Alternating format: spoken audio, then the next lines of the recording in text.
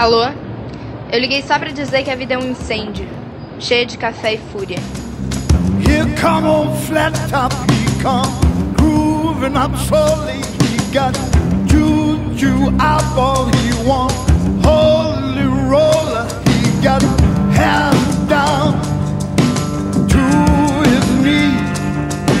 Got to be a joker, he just do what he please. Boa tarde, hoje quinta-feira, 14 de maio, está começando mais um Café e Fúria. Estamos aqui com o Leandro, né, nosso apresentador também, e o convidado Marcos, advogado trabalhista, e vamos falar sobre violência nas relações de trabalho. Pessoal, eu estava conversando com o Marcos e com a Clara aqui antes. Ontem a gente publicou no site do Instituto Tolerância uma nova crônica da pesquisa aqui daquele criminólogo Alessandro De Giorgi, onde ele realizou um estudo nos Estados Unidos em que ele acompanhou por 3 anos os prisioneiros que saíam das prisões e tentavam voltar para o mercado de trabalho. E o primeiro episódio que a gente postou exatamente ontem à noite no site do Instituto Tolerância relata a história e todos os desafios da Melisha, que é uma americana de 36 anos, e toda a dificuldade que ela tem de conseguir um trabalho. E uma das coisas que ele aponta no texto é exatamente o fato dos americanos terem adotado uma política de trabalho e emprego que é muito parecida com o nosso estilo de terceirização. Então, a gente já vai começar o debate com uma coisa bem polêmica e atual no nosso país. Tem se discutido recentemente a questão da terceirização em Brasília e está todo mundo preocupado, existem prós e contras, mas ninguém melhor agora do que o Marcos para falar sobre ela aqui para nós. O que é essa terceirização? Terceirização, projeto... Boa tarde, antes de tudo. A terceirização, projeto de lei que está... Na realidade, né, já foi aprovado, que falta ser discutido a questão dos acessórios, né, do projeto, e é isso que está ainda em debate nas duas casas. Nada mais é do que pegar e deixar de uma forma livre, que não é hoje o que é estipulado no Brasil, porque é só para atividade meio, todo tipo de trabalho. Em síntese, a empresa contratante vai poder contratar outras empresas. É mais ou menos isso. Isso é para diminuir custo? Com certeza, isso visa a redução dos custos, né, e provavelmente o aumento também das horas trabalhadas. Tá. Agora me diz uma coisa, por que a gente está preocupado com isso? Por que existe essa resistência em aceitar a terceirização? A terceirização ela tá sendo muito debatida porque ela tem muito pró e muita coisa contra, né? Assim, eu acho que falta muita informação nisso também, né? As pessoas estão debatendo sem saber a profundidade do realmente o que a lei vai poder, até onde ela vai chegar. Então, eu acho que mais ou menos por aí, assim, as pessoas não sabem o que vai mudar na geração de emprego, por exemplo, proteção ao trabalhador, o que vai ser a favor, o que vai ser contra. São várias minúcias assim desse tipo. Pois é, eu particularmente não consigo ver muitos prós nesse tipo de terceirização que está querendo se implantar agora, porque a terceirização ela já ocorre atualmente no Brasil, certo? Sim. Uma empresa contratar outra empresa para prestar um serviço que não é a sua atividade fim, né? Prestar outros tipos de atividade. Então, se eu tenho uma montadora de carros, eu tenho uma série de empresas que me prestam serviços, eu terceirizo uma série de... E aí faz sentido, me parece que faz sentido. Agora, qual é a diferença dessa terceirização que já acontece atualmente, já está regulamentada, acredito eu, da terceirização que se quer agora implementar? Qual é a diferença? Na realidade, esse tipo o que a lei está propondo é que não seja basicamente uma atividade meio, mas atividade fim. A atividade fim também terceirizada. Exatamente isso. Que seja para tudo, né? Na realidade, a gente pode chegar num ponto vamos traçar um exemplo em cima disso. uma empresa que o próprio colégio, educação, né? Ele vai poder pegar e uma empresa vai poder contratar professores. E Será qual que vai isso... ser o sentido? Por que isso? Olha, o sentido da lei é, com certeza, a livre concorrência, né? O acesso, talvez melhorar o acesso e diminuir o custo, com certeza, né? Certamente para um colégio particular custaria bem menos pegar e pagar diretamente o professor, né? Seletista, mesmo que a terceirização garanta esse direito, contratando uma empresa. Essa proposta não é um tiro no pé tributário para o governo? Com certeza sim. Porque ele reduz muito a arrecadação. Com certeza vai diminuir a arrecadação dos entes federativos, tanto em nível municipal, estadual ou federal, né? Dependendo de como for. E com relação ao trabalhador em específico, assim, o que ele vai perder se ele for um terceirizado?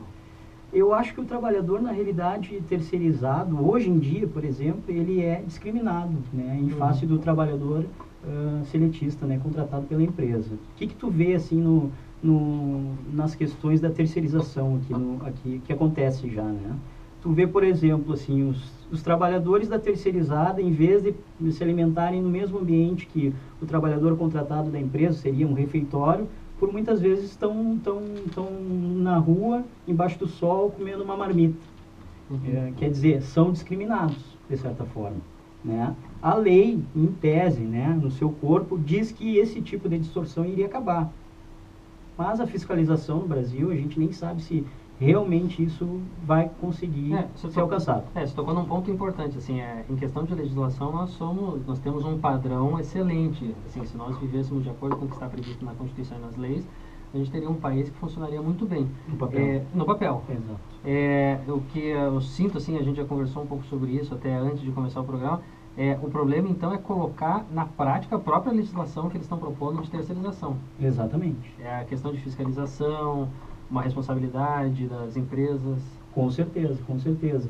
Esse na realidade, talvez seja o que a gente vai mais penar para chegar, né? Exatamente assim, num nível que a gente consiga entender que essa lei pode ser benéfica se realmente ela for usada da forma que está descrito no projeto de lei, né? Sim. O que não acontece.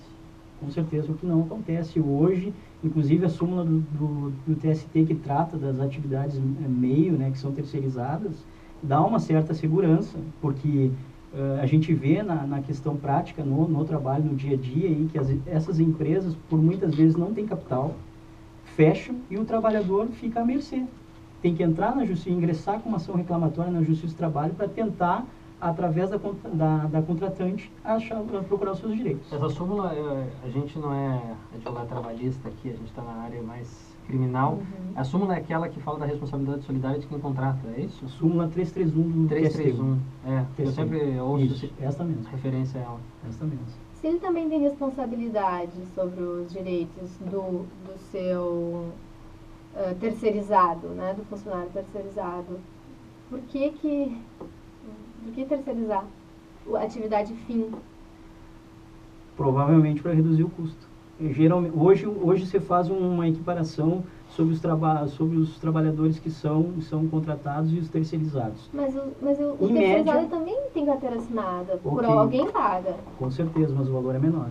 Em média, 24% menor do mesmo trabalhador da mesma classe com a mesma carga horária. Esse é um dos argumentos mais fortes de quem é contra. Com né? certeza, com certeza. Vai reduzir o Isso valor. na realidade foi feita uma pesquisa por vários institutos que comprovaram que os terceirizados têm mais ou menos essa margem menor de ganho, com o mesmo trabalho.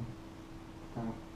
Agora, você deu o exemplo do colégio ali. Que setores no Brasil hoje? Porque a gente começou com um exemplo americano, só para puxar a história, nos Estados Unidos houve uma terceirização de todas as áreas, inclusive do sistema penitenciário. Agora, no Brasil, que setores você acha que seriam diretamente atingidos? Assim, quais profissionais correm o risco de se tornarem terceirizados? Eu acho que os principais setores são os que dizem respeito ao que a gente precisa, né? Que são necessários assim o cidadão, que é a saúde e a educação. Eu acho que seriam setores assim que nós teríamos mais problemas, principalmente pela questão da fiscalização. Sim. Principalmente por isso. Mas aí eu não entendo. Engraçado, eu não estou conseguindo entender muito bem. O colégio, o que ele faz então se ele não contrata professores, contrata outra empresa que contrata professores? Qual é a função social da empresa que contrata outra empresa? O colégio não é responsável. Quem é responsável é a empresa que contratou os professores. Agora, eu sou o diretor do colégio. Eu tenho um problema com o professor, eu falo para ele ou para a empresa? Essa é uma questão bem delicada, né? É uma questão bem delicada, porque na realidade... Porque se eu falar com o professor, eu já vou estabelecer uma relação de trabalho, se tu tiver os princípios da CLT, nos quais esse que tu está falando seria subordinação, né? Tu está assumindo um risco.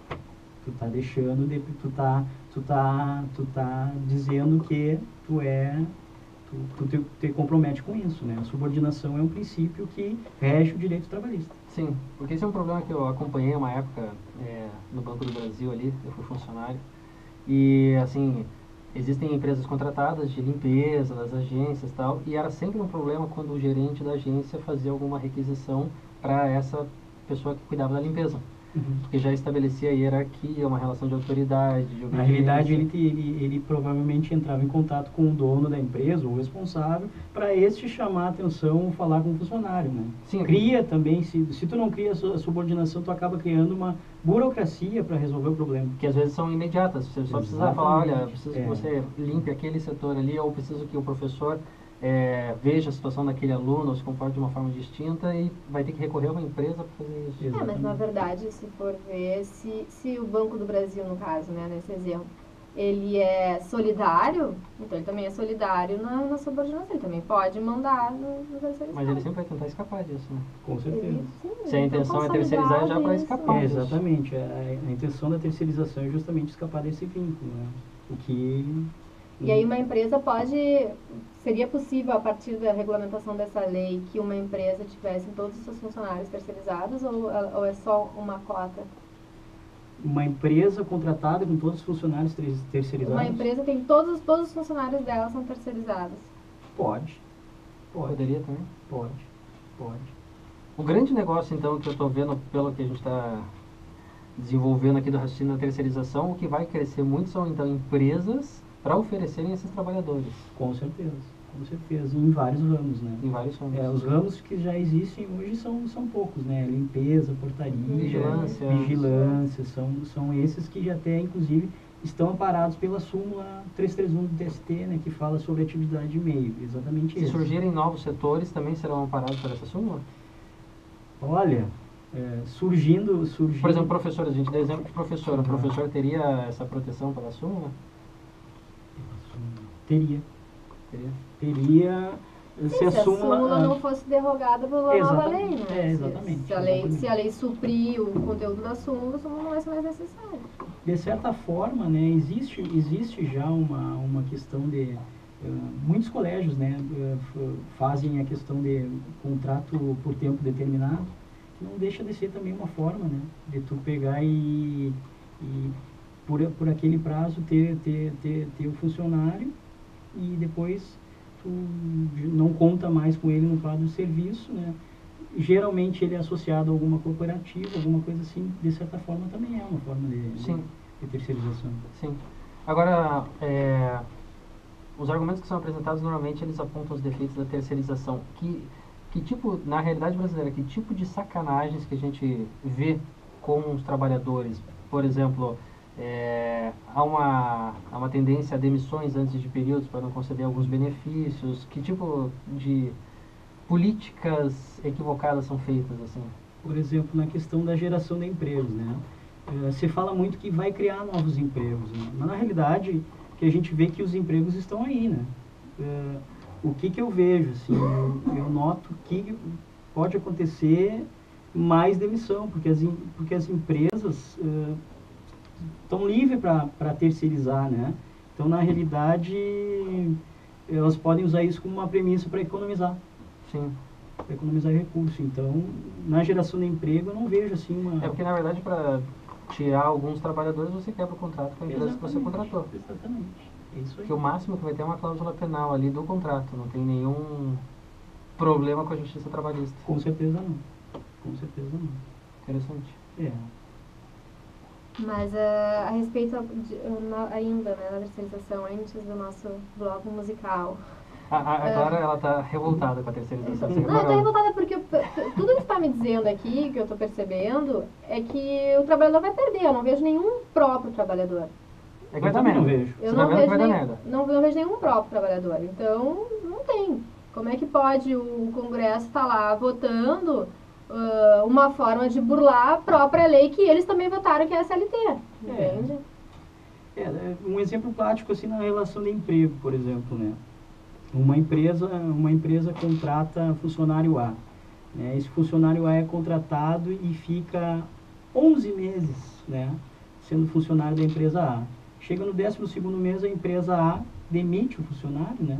Este funcionário, provavelmente, por não ter completado um ciclo de 12 meses, não vai ter as férias, e ele vai ter que trabalhar. Então, provavelmente, ele vai ingressar em outra empresa, vai ter o mesmo tipo de trabalho com outro contrato, né, em outra empresa, e não vai ter férias. Isso é certamente um direito sonegado ao trabalhador, que trabalha e poderia ter férias, não vai ter. Isso é em sequência, ele vai passar 5, 6, 7, 8 anos sem férias. Com Porque certeza, vai isso é passar uma sempre coisa que a sendo gente vê recontratado. no dia a dia da Tu vê Justiça do isso Trabalho. mesmo? É uma prática Sim, mesmo? é uma prática que tu vê que muitos trabalhadores não têm férias. Não Eles têm são férias. contratados por 11 meses, Eles são contratados, mas Não chega a ser determinado, né? Eles são só mandados embora quando fecha o exato. período Não ali. tem um prazo determinado, mas ao mesmo tempo tu tem só o período ali de contrato de experiência. Vencido isso, tu pode pegar e dispensar Dispensar não, sem renova. problema nenhum. Exato. E aí? Aí certamente não existe férias proporcionais, não existe nada disso que está lá escrito na CLT. Entendi. Agora, a Clara já tinha sugerido a gente fazer um intervalo comercial agora. Qual é a música que a gente vai tocar agora? Ah, tem... Daquelas que a gente escolheu antes. Escolhe a primeira. Primeira dama já. Da Nina Simone, então. Da Nina Já Simone? que as damas escolhem. É. Ai, desculpa, não. Essa não tá pronta ainda. Então, pode ser começar com a do Chico? Construção? Construção, então.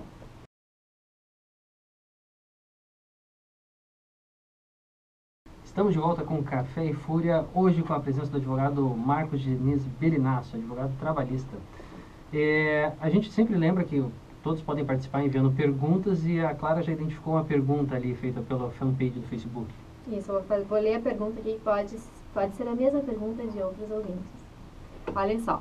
Trabalho no ramo da publicidade e há muitos freelancers que são pagos através de suas próprias empresas. Tu achas que existe o risco de que a lei das terceirizações torne comum esse tipo de relação de trabalho? Ou seja, de uma relação em que o empregador contrata um funcionário em empresa? Completamente possível e provavelmente é essa a finalidade. A gente vai ter que fazer uma CNPJ. Exatamente isso. O custo, na realidade, é menor. É menor. De pagar uma CNPJ. Exatamente. E de receber também, né? Com certeza. O custo, na realidade, é melhor para a empresa que está contratando o freelancer, no caso específico, né, o freelancer que tem CNPJ. Tá. Isso Com me lembra certeza. uma discussão que eu tive uma vez com uns amigos num bar, que era a seguinte. As melhores discussões. Depois de 5 cervejas. O que vocês acham? O que vocês pensariam? O que o trabalhador prefere? Ganhar, vamos supor, R$7.000 na carteira e aí vir para ele, sei lá quanto que vem disso, líquido, sei lá, Descontado uns 4,5, 5. 4,5 e 5. É. E aí o empregador diz para ele assim, eu posso te dar 7.000 na carteira, tu vai ganhar 4,5 e 5, ou eu posso te dar 7.000 líquido. Eu acho que isso, na realidade, é uma questão de segurança e uma questão de como tu tá no mercado, né? Se tu tá plenamente estruturado, logicamente tu vai querer ter o teu CNPJ e não ter a carteira assinada, porque tu pode, além desses 7.000 líquido, tu pode agregar outros trabalhos onde tu vai ganhar um pouco mais. Diferente. É que você não tá precisando dessa garantia. Exatamente. Então. A garantia na realidade, é bom para o trabalhador, mas ao mesmo tempo pro empregador ter a vantagem de que tu sabe que o empregador tem que prestar trabalho só para ti. Né? Ao contrário dependendo como é que é o contrato, né, Tá, mas do vamos freelancer. o contrato de 8 horas diárias, ele não tem como prestar serviço para outra. Na verdade, ele tem uma relação de emprego ali que ele só vai trabalhar naquela empresa. E ele tem essas duas opções, ou carteira ganhando menos líquido, com direitos, ou ganhando mais líquido, sem direitos. Entendi. Na realidade, isso aí daí é uma questão daí contratual, né? Onde o empregador disse, não, não vai, tu tem uma CNPJ, tu vai prestar o serviço, mas tu vai trabalhar somente para mim. Somente para mim. Tem que ver daí a questão que incidiria nesse tipo de contrato dos dois, são os princípios da CLT lá. Exatamente a subordinação, principalmente. Sim. Neste caso, é latente que existe subordinação. Existe subordinação do dono da empresa, mesmo ele sendo contratado com CNPJ. Para quem não é da área do direito, que a gente tem alguns ouvintes que não são da área do direito, quais são os 3 critérios ali para caracterizar a relação de trabalho? Subordinação... Pessoalidade e hierarquia. Tá. Esses são os principais. Tem mais, mas esses são os principais. Isso caracterizaria já uma relação de trabalho? Com certeza, com certeza. Nesse caso, que o exemplo que foi a Clara deu, então, já caracterizaria, então, que existe uma relação de trabalho? Com certeza, com certeza. Inclusive, isso, assim, no dia a dia, assim, da justiça do trabalho, tu acaba vendo, assim, que as pessoas, às vezes, não se dão conta e vão lá, o próprio preposto da empresa e diz, não, mas eu mandava no fulano. Pô, tu tá admitindo, então, que tu tem uma relação de trabalho. Sim. Tu tem subordinação com a pessoa, então depois vai daquilo ali, do vinho, vai decorrer o vinho. Sim. Com certeza. E as pessoas perdem muito essa coisa, é importante às vezes a gente dizer o sentido dos direitos trabalhistas. O porquê que vale mais pagar, por que tem tantos impostos sobre a força de trabalho. Né? Porque as pessoas não visualizam, foi embora.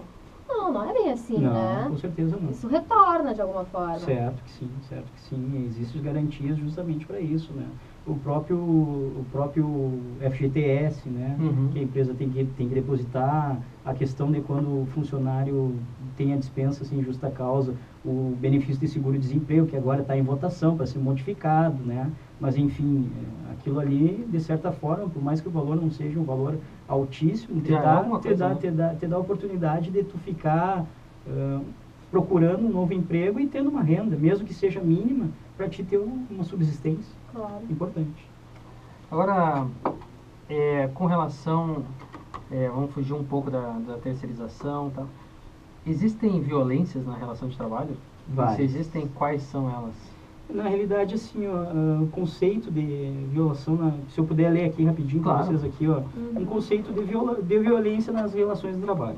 Situações de conversão da autoridade em relação hierárquica, de desigualdade, autoritarismo nas relações de trabalho, explícitas em agressões físicas, repressões, constrangimentos e humilhações de superiores hierárquicos para com seus subordinados, com fins de dominação, exploração e opressão, tratando o ser humano não como sujeito, mas como coisa.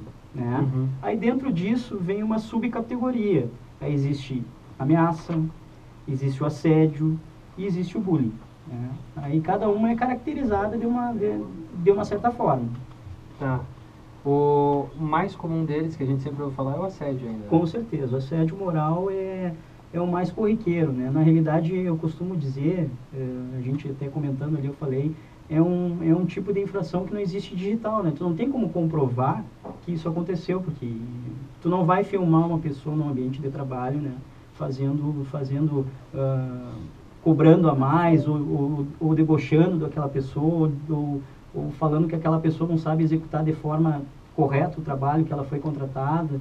Não existe como tu pegar e fiscalizar esse tipo de ocorrência, né?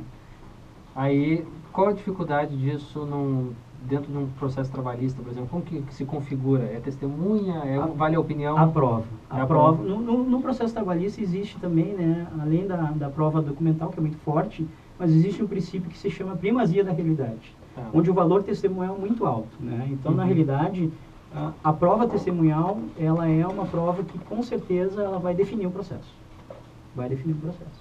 E tu tem que fazer essa prova de uma forma forte, né, contundente e aí a condenação não é pessoalizada também, né? Porque o assédio, né, como tu disse, não tem digital e muitas vezes ele é meio que coletivo, assim, né? Com certeza. De um ambiente de trabalho opressor, enfim.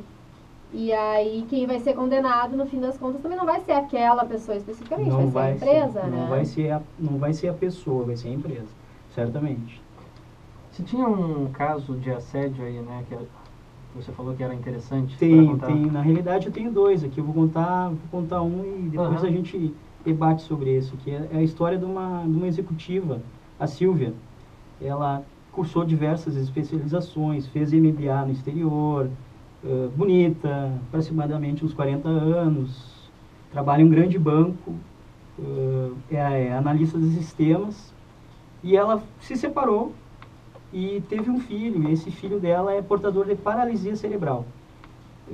E ela depende muito do trabalho para sustentar o filho, até porque esse tipo de doença do filho dela necessita de valores, né, para um monte de coisa. E ela precisa, volta e meia, ela precisa se ausentar do trabalho com a anuência dos chefes dela, né, para levar o filho para fazer tratamento, para médico, enfim, esse tipo de coisa.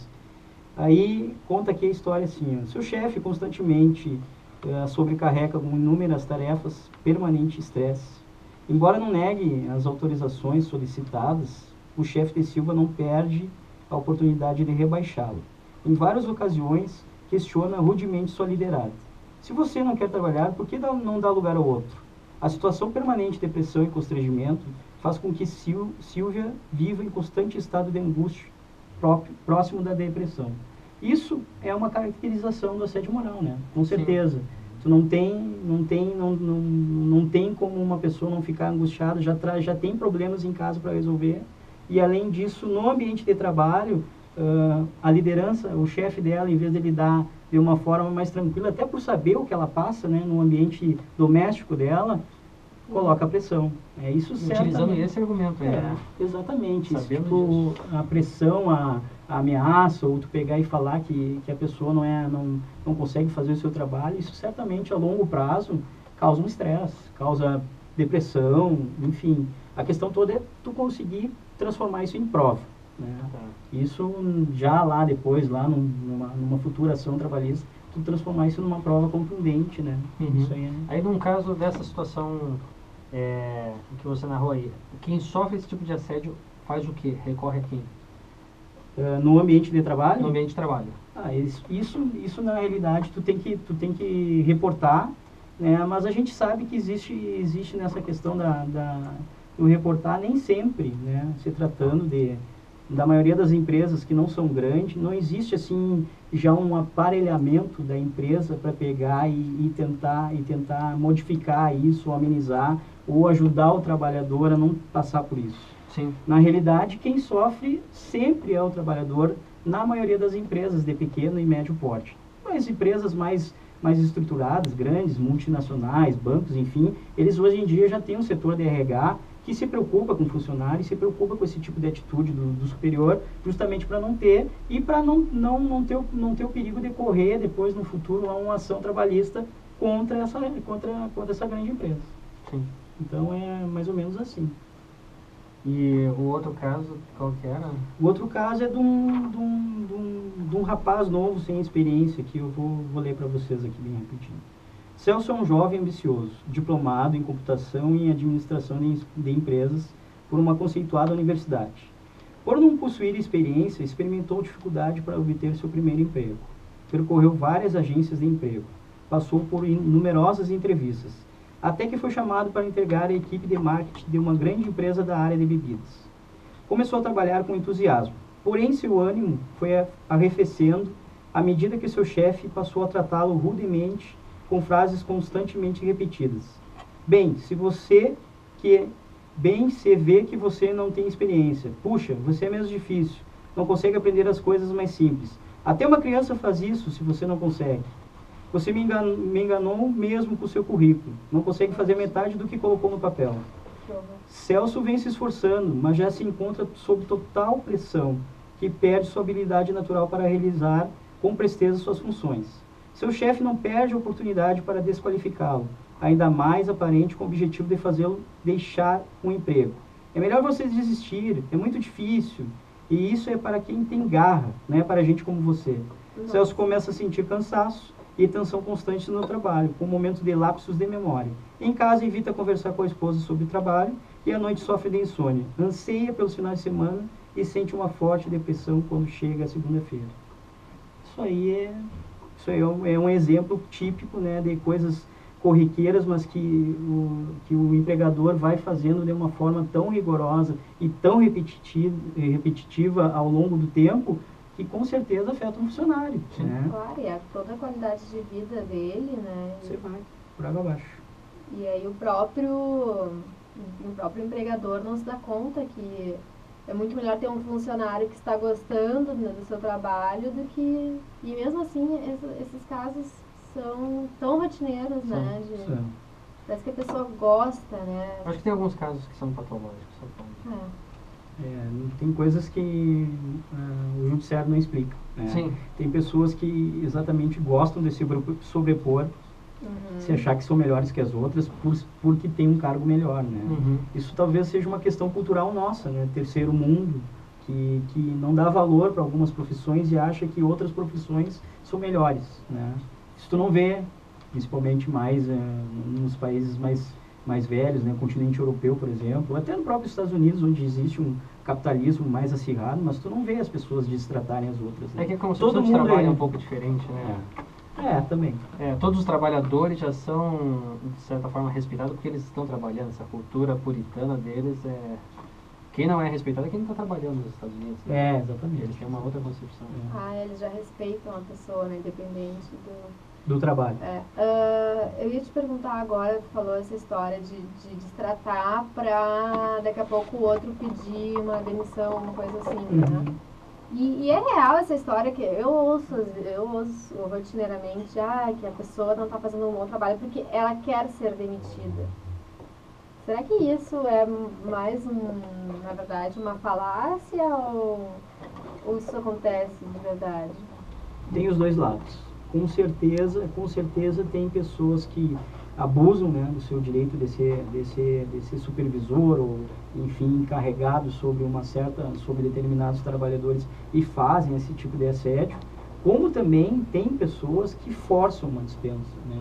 Existem os dois lados. Tem pessoas que simplesmente não gostam mais do seu labor diário e aí resolvem de uma certa forma não trabalhar mais, e aí começa com atestado, aí começa, daqui a pouco não tem mais atestado, daí começa com falta e não tem problema porque que seja descontado, né? Então, na realidade, existem os dois lados. E quando é que gera, afinal, a justa causa, hein? A justa causa é quando existe falta grave, né, do empregado. E é fácil de configurar isso? Não é fácil. Não é fácil. Falta, se o empregado falta muitos dias... Depende, né? Para ser relativo com a falta, assim, teria que ser no mínimo 30 dias, né? Seguidos, e tu tem que ter a publicação disso, né? A empresa tem que publicar que houve um abandono de emprego por parte do empregado, e aí... Isso seria um pré-requisito para conseguir a justa causa. Exatamente, para a justa causa por abandono de emprego, né? Porque faltou o trabalho, exatamente. Tem várias alíneas, né, do artigo. Lembro de uma que era de cometer crime, tinha uma, não tem? Tem, são várias... Eu acompanhei um caso uma vez que acusaram um empregado de ter roubado uma arma da empresa, daí mandaram para justa causa, só que jamais conseguiram provar o roubo da arma, o furto da arma, na verdade. Nunca ficou provado e... Exatamente. Aí não dava, assim, o embasamento para a justa causa. Exatamente isso, exatamente. Tu pode pegar e até administrativamente... Mas não tem a história da quebra da confiança? Quebrei a confiança. Eu estou suspeitando dele, vou demitir por justa causa. Não pode ser assim? Não pode. Mas ao mesmo tempo também tem o contrário, né? Falta grave do empregador, tu pode pleitear judicialmente na Justiça do Trabalho para rescisão indireta. Né? Sim. Quando o empregador falta contigo, né? Por exemplo, tu trabalha lá, tu tem uma carga horária de 6 horas e tu tem 2 pausas de 20 minutos. E o trabalhador não respeita, não deixa. Tem trabalhador que não deixa nem o funcionário ir no banheiro numa carga horária pequena. A pausa banheiro isso é uma falta grave do empregador. Sim. Né? Então, assim, tem vários exemplos. E qual que tinha sido a outra música selecionada pra gente não esquecer de colocar? Tem acho que é da Nina Simone. Você quer a Nina Simone, né? Quero. Agora tem a Nina Simone, então vai tocar a Nina Simone agora.